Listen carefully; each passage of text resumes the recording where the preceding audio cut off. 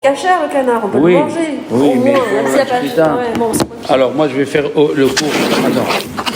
Le cours aujourd'hui, vous allez comprendre et il va débouler sur la halakha. Il faut me suivre, hein, et si vous suivez pas, c'est-à-dire si vous comprenez pas, excusez-moi, vous me demandez des questions. Alors sachez que dans la paracha de Mishpatim, avant la fin, il y a écrit Lo tevashel gedi b'chalev imo. Ne cuis pas l'agneau dans le lait de sa mère. Ouais. Et il y a écrit 3 fois. Une fois ici, dans la paracha de Mishpatim, plus loin, et après une fois dans Devarim. Alors vous allez me dire, quelle relation avec la paracha de la semaine, hein? Sachez que c'est grâce à la viande et au lait qu'on a reçu la Torah. L'interdiction de manger la viande et le lait, c'est grâce à ça qu'on a reçu la Torah. La Gemara de Jérusalem écrit que quand Moshe Rabbeinu est monté dans le ciel pour chercher la Torah, Dieu il a dit aux anges, vous voulez recevoir la Torah et vous avez mangé la viande et le lait. Ah vous voulez recevoir la Torah alors que vous avez mangé la viande et le lait. Oui. Alors bien sûr, il y a des dizaines de questions. La Torah elle interdit quand on la cuit. Et ici, ils n'étaient pas cuits. Manger un bout de saucisson et un bout de fromage comme ça dans la bouche, c'est pas interdit. Il faut que ça soit cuit. Alors, où ils ont cuit? Où il a cuit Abraham? Alors la réponse d'un grand rabbin qui est vraiment très très belle, il a dit les anges c'est du feu. Quand ils ont pris dans la main la viande et le fromage, ils l'ont cuit et ils l'ont mangé. Joli, joli. Bon, il y a plusieurs explications. Comment ça se fait que Abraham Avinu il a donné de la viande et du lait, alors que lui il a accompli toute la Torah. Oui. Alors lui il a cru que c'était des Arabes. Alors les Arabes n'ont pas l'interdiction de manger la viande et le lait. C'est pour ça qu'il leur a donné. Quelle est la question? Est-ce que je peux donner une interdiction à quelqu'un? Ici, il a cru que c'était des Arabes. Parce que moi, on m'a dit qu'à mon char, on ne peut pas donner de Attends. Est-ce qu'un Arabe, il y a une interdiction de donner la viande et le lait? On va arriver à toi, suis-moi. Est-ce qu'un Arabe, on peut ne pas lui donner la viande? On peut lui donner. Okay. Bon, l'essentiel, il est là. Si c'est pas cuit. Ils étaient cuits. Même si c'est cuit. On n'a pas le droit. Ici, Abraham Avinu, il a donné la viande et le lait aux anges. Maintenant, on va réfléchir. C'est grâce à la viande et le lait. Rabbeinu Bechaye dit une chose fantastique, que la viande et le lait a été interdit à ceux qui ont le mauvais penchant en eux. Rabbeinu Bechaye. Rabbeinu Bechaye écrit que l'interdiction de la viande et du lait a été donnée à ceux qui ont le mauvais penchant. Et les anges n'ont pas de mauvais penchant, ils peuvent manger la viande et le lait. Fantastique, hein? Fantastique. Et il ajoute cette phrase, que quand il va venir le Mashiach, on pourra manger. Ah, nous aussi, on saura hein? On pourra manger. Tu as retenu? Oui. Maintenant, on va aller doucement, hein? Vive la blanquette. La Gemara dans Choulin, page 108. Est-ce qu'on peut apprendre, je vais doucement, est-ce qu'on peut apprendre que le goût des produits interdits est interdit? Le goût. Je n'ai pas dit de manger la chose. Je parle ta'am en hébreu. Ta'am ke'ikar. Vous allez apprendre des choses qu'on apprend dans les collèges. Ta'am ke'ikar, ça veut dire j'ai cuit la viande dans du lait. Il n'y avait pas 60. J'ai enlevé la viande. Qu'est-ce qui reste? Que du lait. Et je veux manger le lait. Il y a écrit dans la Torah, ne cuis pas la viande et le lait. Peut-être ensemble. Mais si j'ai enlevé la viande, peut-être le lait il est permis. Comme ça, il a dit Abaye. Abaye il a dit, on apprend de la viande et du lait que le goût est interdit. Même si on enlevait la viande. Rava il lui a dit, non monsieur, on ne peut pas apprendre de la viande et du lait. Pourquoi? La viande et du lait, c'est un chidouche, c'est une nouveauté. La Torah, elle interdit toujours des choses interdites. Mais là, le lait en lui-même, il est permis. La viande est permis, et c'est le mélange des deux qui crée une interdiction. De là-bas, tu ne peux pas apprendre l'interdiction que le goût Est interdit. est interdit. Alors, mais dans le lait et la viande, il faut qu'il y ait le goût pour que ça soit interdit. Il a dit, parce que la Torah a dit, l'otevachel. Mais est-ce que de là-bas on apprend le lait, le goût, il est interdit? Non. Voilà. Alors, je répète. Abaye, il dit, on va doucement. Abaye, il dit, on apprend que le goût des produits interdits sont interdits de la viande et du lait. La Torah a interdit la viande et le lait. Qu'est-ce qui est interdit? Le goût. Et il donne un raisonnement très fort. Si tu dis que le goût n'est pas interdit dans la viande et du lait, donc même une marmite de lait avec 10 grammes de viande, ça devait être interdit, même s'il n'y a pas de goût. Donc si la Torah elle a interdit la viande et le lait, c'est à cause du goût. Tu vois le raisonnement? Oui. Rava il lui dit non. Ça vient pas de là, il le dit. Rava il lui dit ça vient pas d'ici. C'est vrai que pour interdire le lait, la viande, il faut du goût. Parce que la Torah l'a dit, ne cuis pas. Mais si c'est cru, tu veux manger du saucisson cachère et du camembert, c'est permis d'après la Torah. C'est les chachamim qui l'ont interdit. Et donc on apprend que le goût est interdit. On l'a appris du nazir. Celui qui a dit, je ne veux pas pendant 30 jours boire du vin. Qu'est-ce qu'elle dit la Torah? Mishrat anavim. Qu'est-ce que c'est le mot mishrat? On a pris des raisins secs. 1 kilo. Et on a mis 1 litre d'eau. Et on les a fait bouillir. Malgré que tu enlèves, il n'y a plus de raisins secs. Il n'y a que de l'eau. La Torah, elle a interdit aux nazirs de le boire. Pourquoi? Parce qu'il y a le goût de la mort.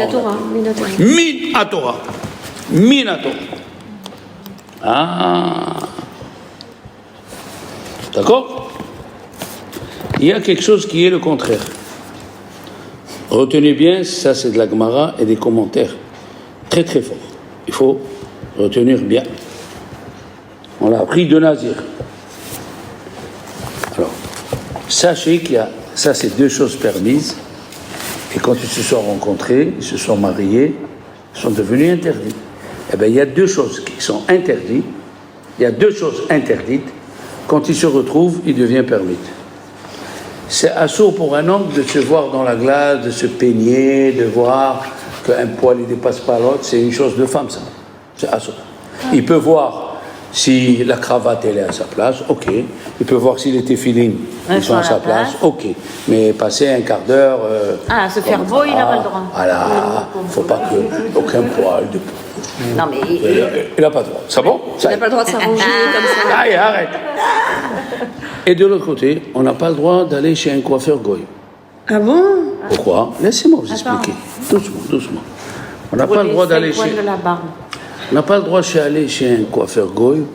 Il y a parmi les coiffeurs, malheureusement, il y a des antisémites qui peuvent prendre le couteau pour te couper les cheveux et t'égorger. Donc il y a 2 interdictions. La glace et le goy. Mais si les 2 ils sont ensemble, c'est permis. Ça veut dire que si le coiffeur, il a une grande glace, que je peux le surveiller ce qu'il fait, je peux aller chez le coiffeur.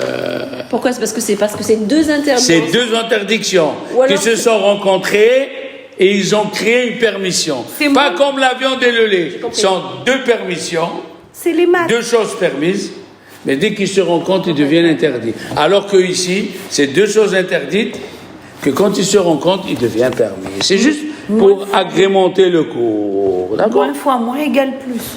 Voilà. Si tu veux. Je veux savoir juste, c'est parce que c'est 2 interdits qui permettent que ce soit possible, ou alors c'est parce que le fait qu'il ait la glace, du coup, il se met pas en danger en même temps? Et c'est ça, ça revient au même. Ah, ça se rejoint. Ça se rejoint. Ok, ça marche. Voilà. Donc c'est pas que... Par exemple, d'après la Torah, si tu prends du lait et de la viande et tu le mets dans l'eau 24 heures, ça s'appelle kavouche. Ça va pas cuire. Ça s'appelle conserver. Cuire. 24 heures, c'est pas assour minato. Tu prends de la viande, tu la mets dans du lait, 24 heures, sans la bouillir. Elle devient assour midérabana. Pourquoi? La Torah a dit, je veux que tu lui fasses cuire l'oté vachel, cuire. Tu l'as pas cuit, c'est assour midérabana. Tu as pris du fromage et de la viande, tu as mis du sel. Donc tu les as salés les deux ensemble, après 18 minutes, selon certains 25, 18 minutes, Ça cuit. ils sont assourds. Pas Minatora, mais des rabbins. Est-ce que tu suis? Alors, donc on écrit conserver et saler la viande et du lait et les que midé rabbana. Mais c'est interdit quand même. Voilà. Midé rabanan. Pourquoi? Parce que la Torah elle a dit l'eau te vachel. Il faut cuire pour que ça soit interdit. Donc, et d'où on a appris l'interdiction du goût Des nazirs. du nazir. Et il y a qui disent on a appris l'interdiction du goût de la cachérisation des ustensiles des goïms de Midian. Quand on a fait la guerre à Midian Ouais. et on a pris les ustensiles, Dieu il a dit cachérise. Ça veut dire Quel cachérise. paracha déjà ça? Et dans Hukat, là-bas, c'est écrit cachériser. C'est ça ce qui t'intéresse, quel paracha? Non, j'ai oublié. Mais- La vache Oui. rousse, ma fille. Retiens surtout le principe. Oui. Regarde, si j'ai une marmite de viande, des goïms à Midian, elle est propre. Ils ont cuit la viande à 9h. Moi, je suis venu, j'ai tout nettoyé, c'est propre, c'est nickel. Et je vais cuire dedans des pommes de terre. La Torah, elle a dit, il faut cachériser. Il faut cachériser. Donc de là-bas, on apprend que le goût est interdit. Puisque tu vas cuire que des pommes de terre. Comme tu vas cuire que des pommes de terre, tu aurais pu dire, eh ben, s'il n'y a que des pommes de terre, c'est permis. Donc c'est Minatora aussi. C'est Deux Minatora. fois. Ok. Et là, tu as touché un point. Pourquoi? Parce que Rachid dit, et plusieurs ils le suivent, que le goût, il n'est pas assour Minatora. Ouais, parce qu'il y a un poisson avec une. Attends, laisse-moi. Non, c'est un domaine que vous ne connaissez pas. Laissez-vous vous entraîner. Laissez-vous vérifier. C'est un cours qu'on fait dans un collège. Rachid dit que le goût n'est pas interdit d'après la Torah. Ah ben on a deux versets. On a le nazir, et on a qui? Le deuxième, les ustensiles de Midian. Ouais. Et on a une règle. Shene kituvim aba'im ke'ahad en melamedim. Deux versets qui nous apprennent la même chose ne peuvent pas nous enseigner. Ah, c'est comme tu disais. Deux versets qui nous apprennent la même chose ne peuvent pas nous enseigner. Pourquoi? Pourquoi la Torah tu as écrit deux fois? Une fois ça suffit. Shene kituvim aba'im ke'ahad en melamedim. Après vous réviserez. Le Rambam, le Rashba, le Ritba, qui étaient des rabbins espagnols, le Rambaimonide, le Ramban, tous ils disent que c'est Assour Minatora. C'est Assour Minatora. Ah, il y a deux versets.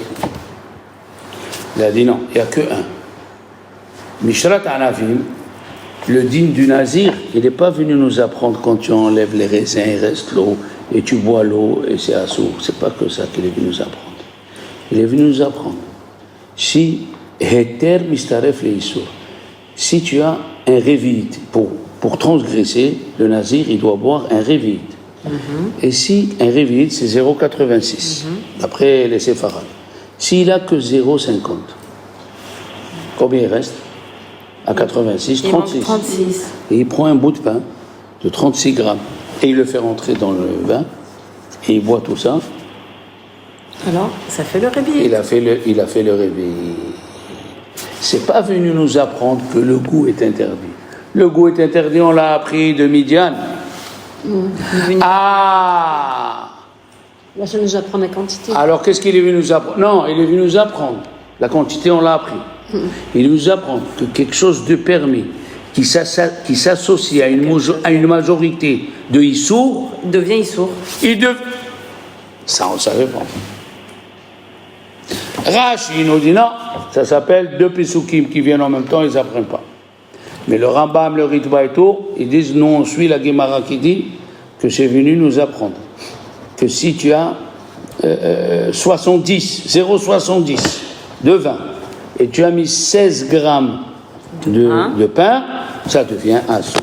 Donc, maintenant, la halakha, elle est comme qui? Elle est comme eux. Rachi ou comme la majorité Comme des la majorité. Très très bien. Le Shulchan Aruch, il a dit, dans le Siman, Yoredea 98, Tzadikret 98, il dit clairement, Ta'am ke'ikar asur mina Torah. Donc c'est interdit. C'est interdit mina Torah. Ça veut dire, je prends une marmite d'un goy. Il a cuit le matin à 9h de la viande. Et après, il a passé au lave-vaisselle 2 fois. Je ne peux pas dire mieux. Et moi, je veux cuire dedans des pommes de terre. C'est assour. Ta'am ki'ikar assour min Torah. Comme ça, il dit, le Shulchan Aruch dans le Siman Tzadikret. D'accord? Et il ajoute cette halakha. Regardez. Vous allez voir où on va arriver. Vous savez que dans tous les dinim de la Torah, on suit le poids. Je vous ai déjà appris, grâce à Dieu, Il n'y a pas longtemps. le soir de Pessah, si tu n'as pas pesé avant, tu pèses le soir de Pessah dans une Balance mécanique. mécanique. Merci Stéphanie. Mécanique, tu pèses le 27 grammes. Sinon, la bracha que tu fais, elle est en 20. La bracha, elle est en 20. Donc, dans tous les dinim de la Torah, c'est le mishkal, le poids. Mais dans les dinim d'interdiction, nefah, c'est le volume. Écrit. Après, tu demanderas les questions. Écrit. Dans tous les dinim de la Torah, on suit le mishkal, le poids. Exemple, le kazaït pour le motzi et le kazaït de la matzah. Ou les 45 grammes à Kippour, kakotevet. Dans toute la Torah, on suit le poids. Mais dans les interdictions de la Torah, on suit le volume. Comment on suit le volume? Eh bien, la Gemara nous dit, les Chachamim nous disent, un monsieur, il lui est tombé un morceau de viande taref dans une marmite de viande. Il veut savoir s'il a 60 fois ou non. Qu'est-ce qu'il fait? Écoutez bien. Il amène une marmite d'eau, il la remplit. Et sous cette marmite d'eau, il met une autre marmite. Donc il prend une grande marmite vide, il prend une petite marmite avec de l'eau, et il prend la viande interdite et il la trempe dans la marmite qui était pleine d'eau, la petite. Tout ce qui déborde, ça s'appelle nefah, c'est ça le volume de la viande. On va prendre ce qui déborde, on le mesure, et il va falloir 60 fois ce qu'on a trouvé comme eau qui a débordé. Et le Kafahim dit, celui que dans les interdictions de la Torah, il suit le poids, il fait un grand issour de la Torah. Dans les interdictions, on suit le volume, nefah. En hébreu, ça s'appelle nefah. Dans toute la Torah, on suit le mishkal pour le kazaït, mais pour les interdictions. Alors voilà. Maintenant, écoutez bien. Ils nous disent les chachamim que si un monsieur, il a eu un morceau de viande qui est rentré dans la marmite, et il ne sait pas s'il a 60 fois ou pas, à l'époque, on prend la marmite, on allait chez le rav. Mais en marchant, quand tu vas avec la marmite, ça déborde. Ça déborde. Il vient chez le rav du arabe. Je ne sais pas si j'ai 60 ou pas. Le rav, il voit, il sait ce qu'il fait, le rav lui dit, mais est-ce qu'il y avait plus? Il lui a dit, je ne sais pas, je marchais et ça a débordé en marchant.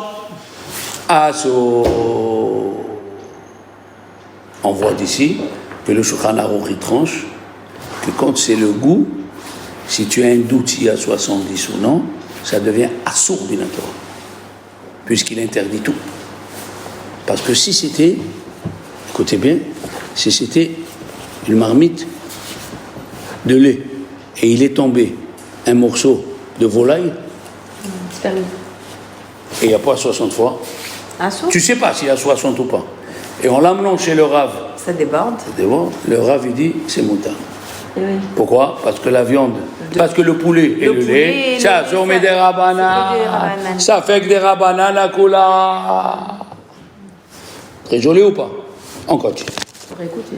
Très joli. La même chose. Est-ce que tu as compris le cas?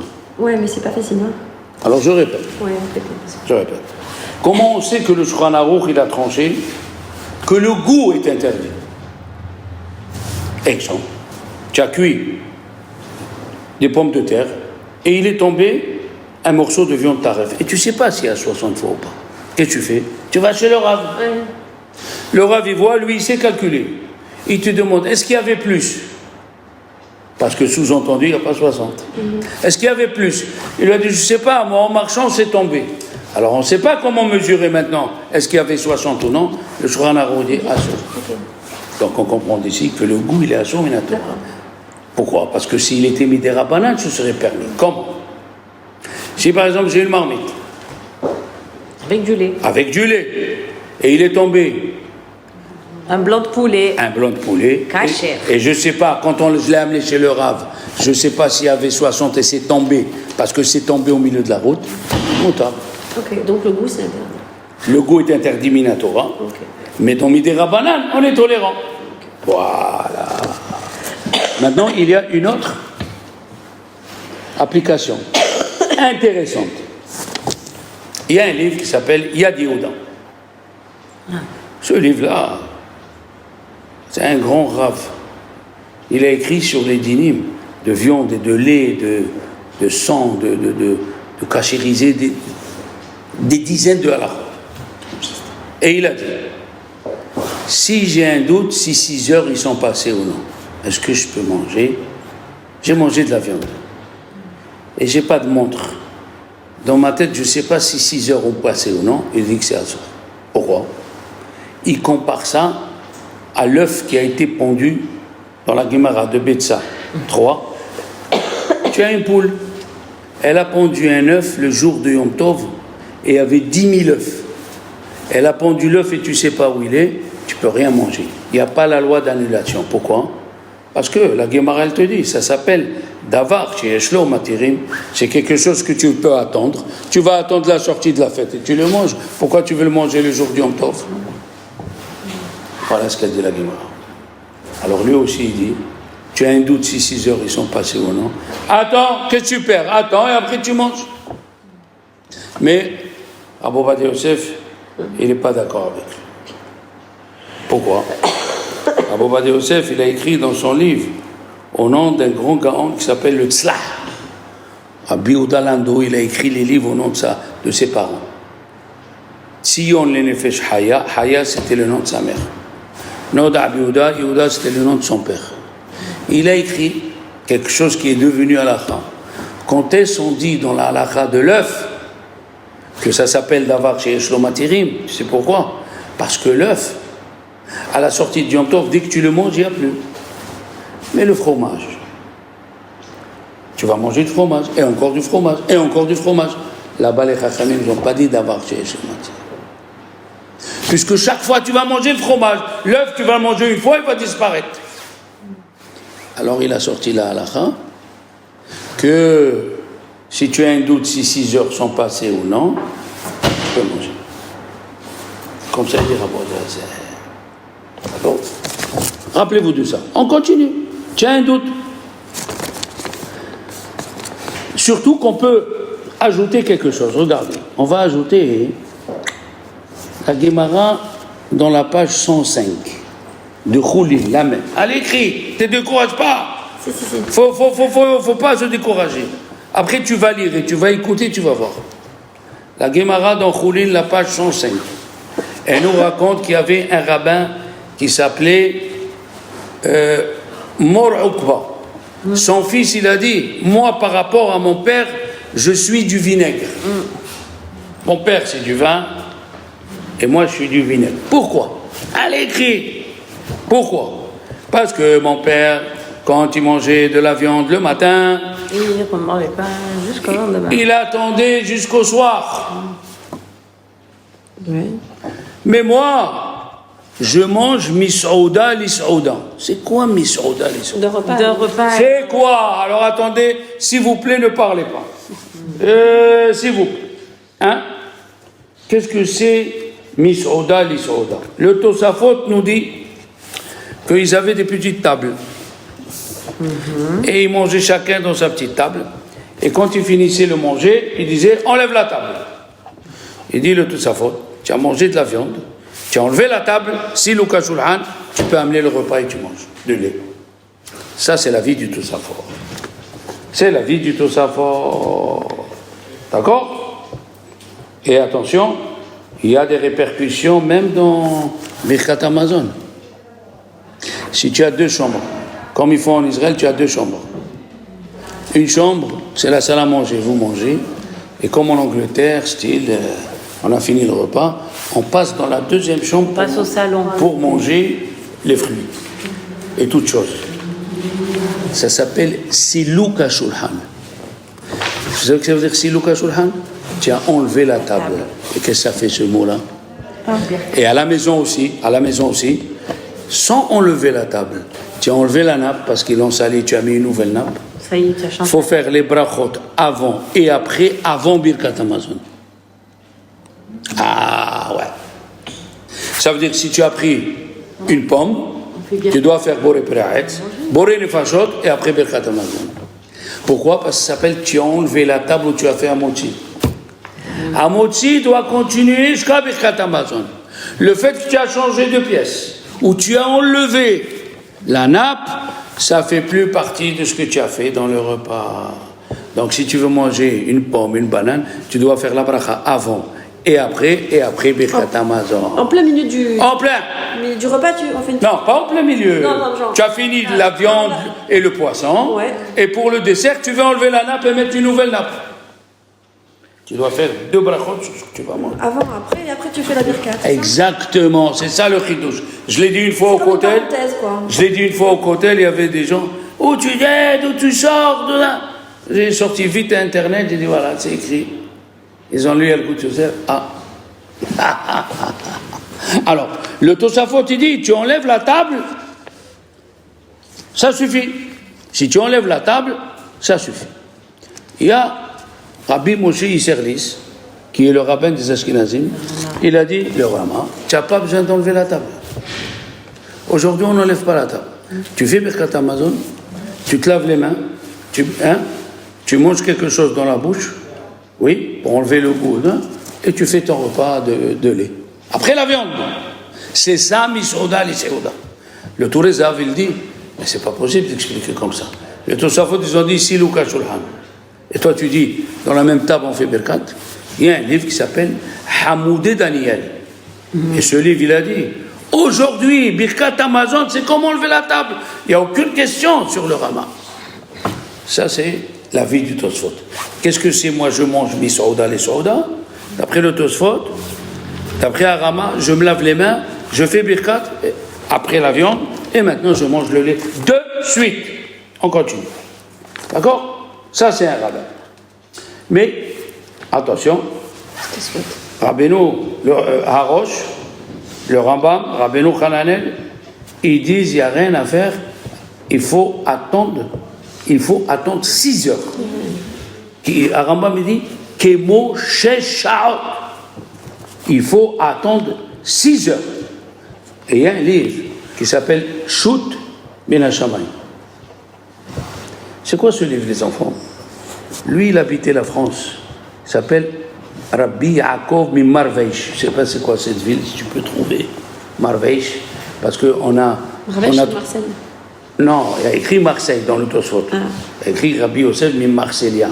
On a trouvé Marseille, on a trouvé... Toulouse.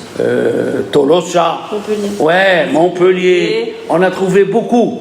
On a trouvé Kousi, le cirque de Kousi, la ville de Kousi. Il y a beaucoup de villes qu'on a trouvées. On a trouvé Hakme Narbonne.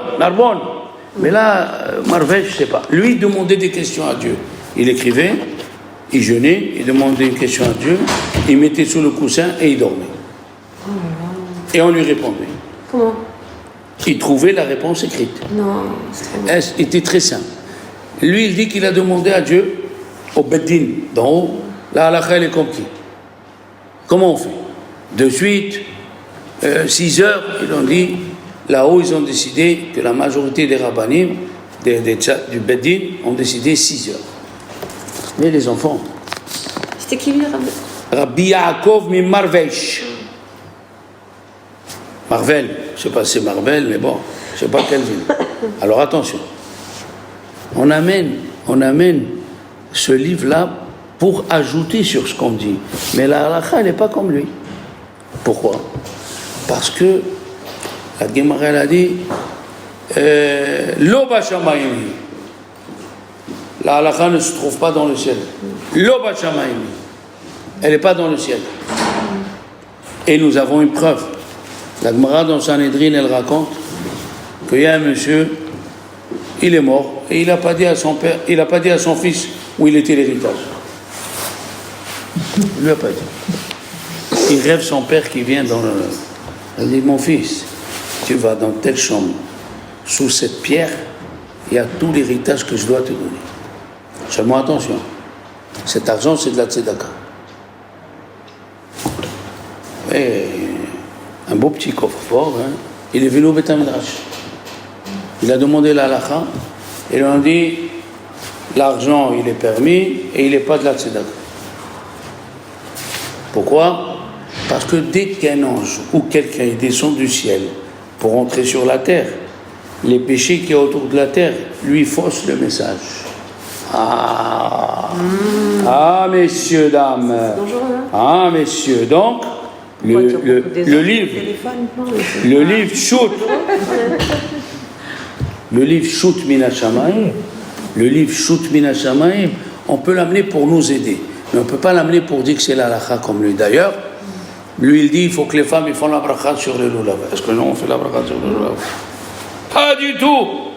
Non, on ne fait pas, c'est des Lubavitch. On ne fait pas. Donc, on amène ça pour nous aider, mais on n'amène pas ça pour dire que la halakha. Maintenant, il y a quelque chose qui nous gêne dans tout ça. Ouais. Le Zohar nous dit, il dit, celui qui mange de la viande et du lait en même temps ou dans la même heure, il réveille la rigueur d'en haut. Comment dans la même heure? Nous, on attend 6 heures. Comment le Zohar, il peut dire dans la même heure? D'habitude, le Zohar, il est sévère. Et là, le Zohar, il est méquille, il est tolérant. C'est quoi cette histoire? Il y a un Rav qui s'appelle Rabbi Haïm Paladji d'Izmir. Il a écrit 73 livres. Il est le petit-fils de Rabbi Yosef Hazan qui a écrit le livre Hikr Elev. Des livres fantastiques. Pour vous dire qui c'est ce monsieur-là, ce Rav Rabbi Haïm Paladji, il a eu un incendie à la maison et tous ses livres ont été brûlés. Il est venu son fils, il a dit papa, si Dieu veut, t'en fais pas. Dis-moi, tu vas me dire tout ce que tu te rappelles et on va l'écrire. Il s'est rappelé de tous les livres qu'il a écrits. Regardez quel tzaddik. Il a vu des choses dans le futur. On les appelle Hizionot chez Rabbi Haïm Paladji. Les prédications et les visions futuristes qu'il a eues. Et lui, il dit que quand on dit dans le Zohar Kesha'a, c'est pas 1 heure.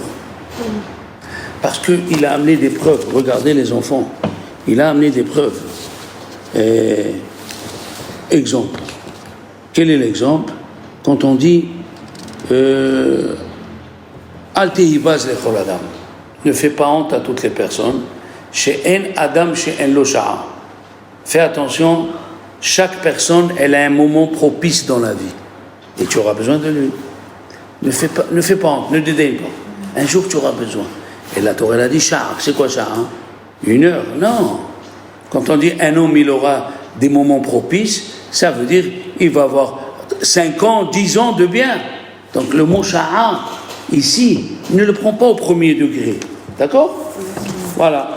La même chose, il a dit Yesh kone olamo bisha'a ahad. Contre Rabbi Elazar ben Dordaya, il a mis sa tête entre les jambes, il s'est mis à pleurer.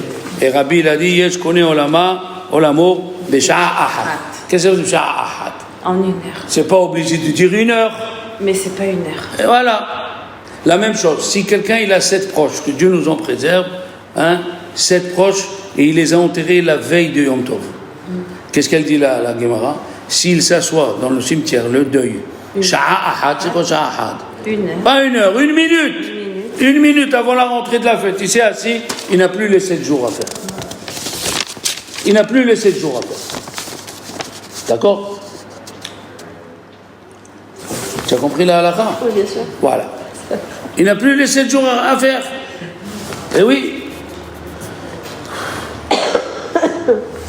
Rabbi Chaim Ben Attar, il dit que la Gemara raconte que ceux qui s'assoient une heure, les chassidim d'avant, ils s'asseyaient une heure avant la tfila et une heure après la tfila. Qu'est-ce que veut dire une heure? Il dit, Rabbi Chaim Ben Attar, dans son livre Rishon LeZion, ça veut dire un petit moment, comme on fait nous, hein? Comme on fait la pticha, on fait la akeda, hein? Ouais. Voilà. Alors, on arrête là pour les halachot de Basar Bechalav. Oui, parce que c'est encore long, mais je vais vous dire quelque chose quand même sur la paracha, ou vous voulez continuer? Non, c'est bien. On continue Basar Bechalav. Ok. Non, on fait la paracha. Un peu de paracha. Ah, voilà, tu vois. Alors, C'est très masculin alors. Bachodesh Hashelishi Bayom Hazeh. Il a dit le 3e mois, ce jour-là, Bayom Hazeh. Rashi pose la question, on aurait dû dire Bayom Haou. Ce jour-là. Qu'est-ce que c'est Bayom Hazeh? La Torah nous raconte ce qui s'est passé. Si tu nous racontes, c'est du passé. Bachodesh Hashelishi Bayom Haou Baou. Tu dis Baou. Quand tu dis Bayom Hazeh, Rashi il dit il faut que tu aimes les divrei Torah comme si tu les as reçus aujourd'hui. Le jour même. Shiyu divrei Torah, hein? Hadashim beficha kayom hazeh. La même chose, c'est écrit Hayom hazeh Hashem Elokecha metzavecha la'azot. Aujourd'hui, Dieu, il t'ordonne de faire. Aujourd'hui, il dit Rashi, encore il arrive, Hayom hazeh. Il faut que les divrei Torah soient comme si tu les as reçus aujourd'hui. Dans le schéma que nous faisons 2 fois, il y a écrit Ve'ayu adevarim ha'ele asher anochi metzavecha hayom. Hayom. Il y a écrit Ve'aya im shoma tishme'u asher mizuta asher anochi metzavecha hayom.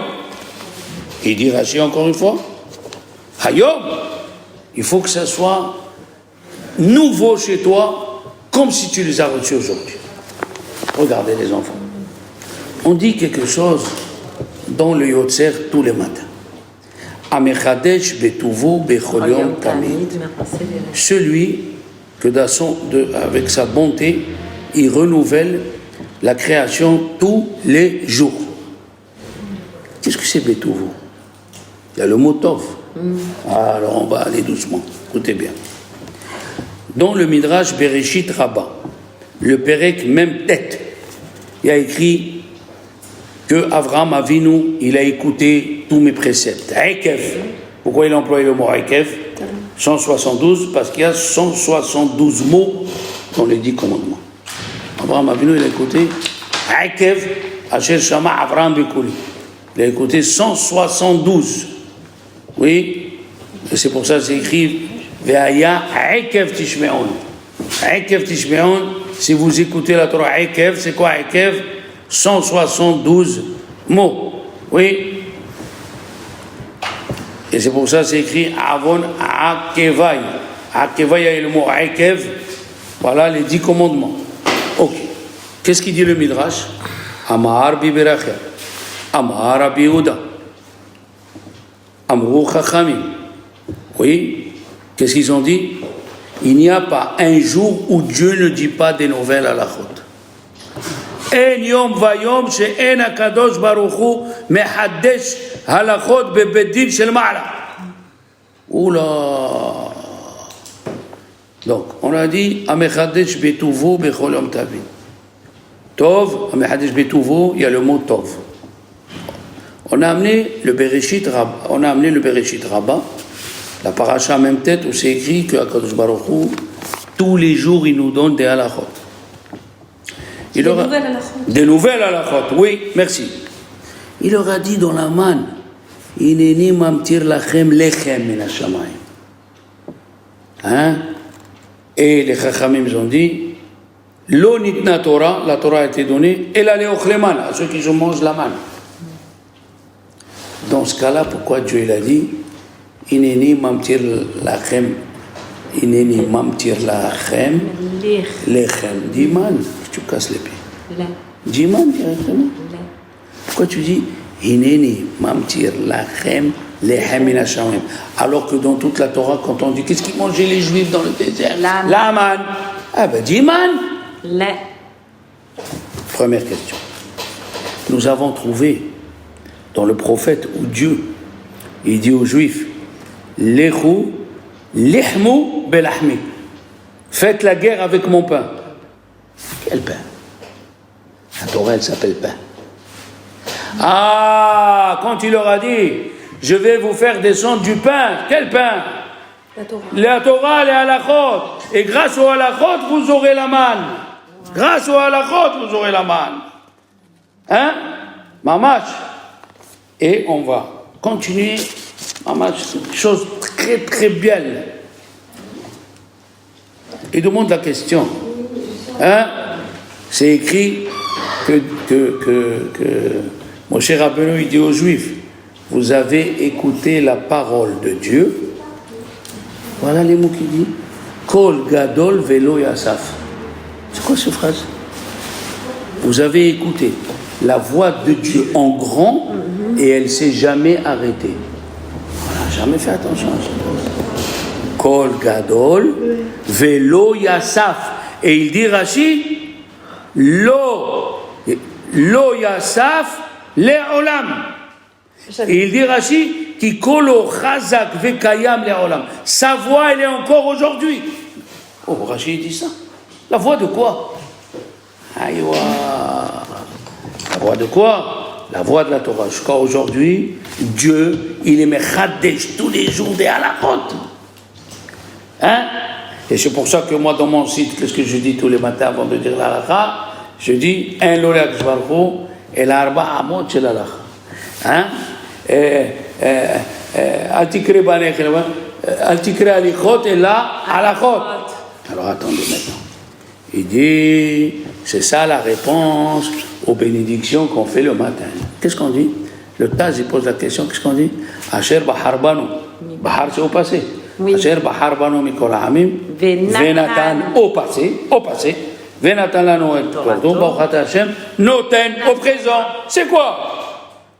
Tous les jours. Alors, c'est lorsqu'on vient de dire, chaque jour Dieu il donne la Torah. Chaque jour Dieu il envoie les halachot et ceux qui sont saints, il écarte. Il a dit, on dit Asher Baharban, Mikol Ha'amim, Venatan. Après tu dis Baruch Hashem, Noten, parce que Kol Gadol Velo Yasaf.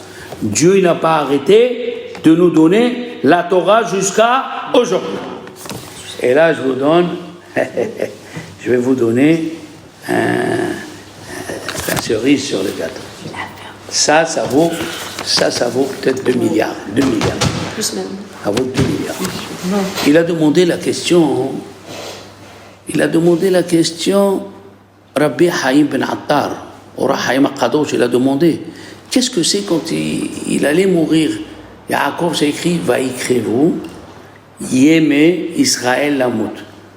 On va traduire, ils se sont approchés les jours de Yaakov pour mourir. Qu'est-ce que c'est, ils se sont approchés? Il a essayé de donner l'explication, il dit mais ça ne suffit pas. Il a amené l'explication de Arizal. Arizal, il a dit les enfants, aïe, grâce à vous j'ai appris.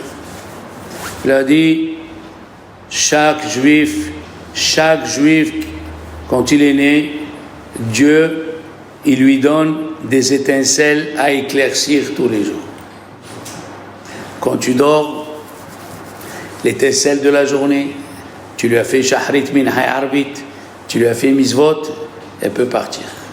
Le matin, quand tu te lèves, Dieu il t'envoie une nouvelle étincelle, un nouveau nitzutz. C'est pour ça que ce nitzutz, comme il est nouveau, il lui faut shahrit, il lui faut minha, il lui faut arbit, il lui faut tzedaka, il lui faut tehillim. Et c'est pour ça que c'est écrit, d'où c'est sorti, on dit, Modeh ani lefanecha, melech hay vekayam, shehizarta bi nishmati, behemla, rabba emunatecha. Behemla, rabba emunatecha. Pourquoi on dit ça? Parce qu'il y a un verset dans Echa.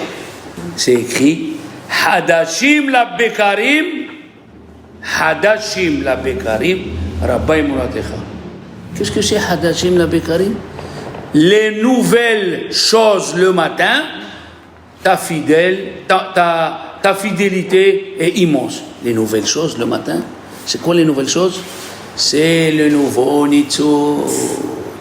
La nouvelle étincelle qui vient le matin, que tu n'as pas encore prié. C'est pour ça que tu ne peux pas rester sur la prière d'hier. Pourquoi? Parce qu'aujourd'hui, c'est une nouvelle étincelle qui sort.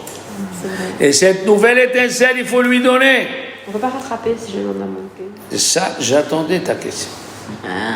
Le Rahim Akadosh dit, et la bonté de Dieu est, si tu n'as rien fait ce jour, il laisse encore un fil qui te relie à l'ancienne étincelle et elle attend que tu fais tes choix pour se rééclairer. C'est trop beau. Comme ça, il dit au Rahim Akadosh. Il faut y penser, il faut c'est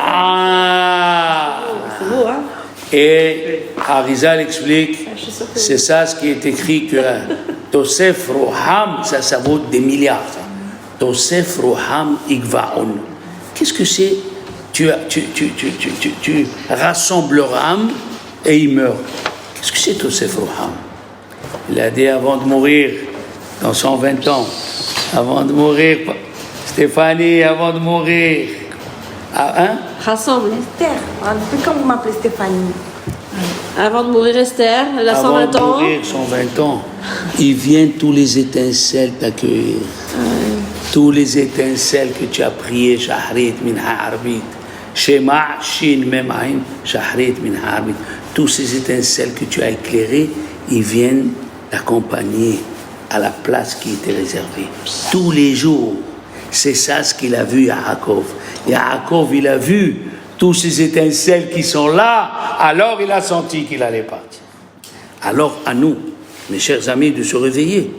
C'est ça, Mechadesh Betuvo, celui qui renouvelle tous les jours avec le Tov. Quel Tov? Un Tov et la Torah. Sheneman, qui les Kahtov natati lachem, Torah, qui al tazovo.